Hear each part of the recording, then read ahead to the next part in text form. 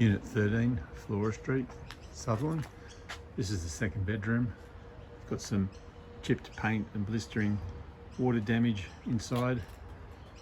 Approximately that area is due to inadequate waterproofing to the planter box and no cavity flashing above the soil line. I've had a pretty good look. I can't see any cavity flashing there at all.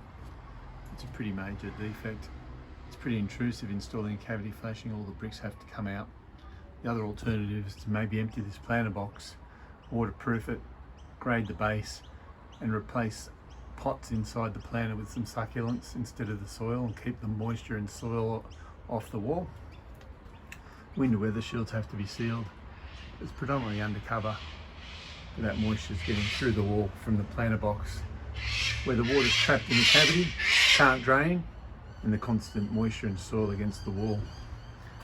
Similar things happening in the main bedroom. Not as much blistered paint, but elevated moisture meter readings to the floor, and it'll eventually get some blistered paint near the ground level. There's no visible cavity flashing above the planter box soil line, no adequate waterproofing. Not as much cover to this window. Same options exist for this planter box. There's some reported mould to the ceiling in the bathroom. There's external ventilation through the window. There's a bulkhead with a duct, but it doesn't seem to be connected out through the external skin. There's a pretty large gap above the window header, opening the window up to the cavity, which needs to be sealed with a metal angle. There's some suspected bricks being removed to the external skin, covered up with a plywood sheet in this area.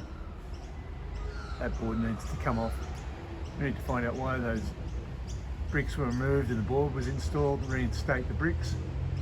We've got to make sure this gutter is constantly clean, otherwise it'll overflow on the eaves line. There's some evidence of blistering to the eaves line, and the water will come down the cavity and cause some grief to the ground floor units.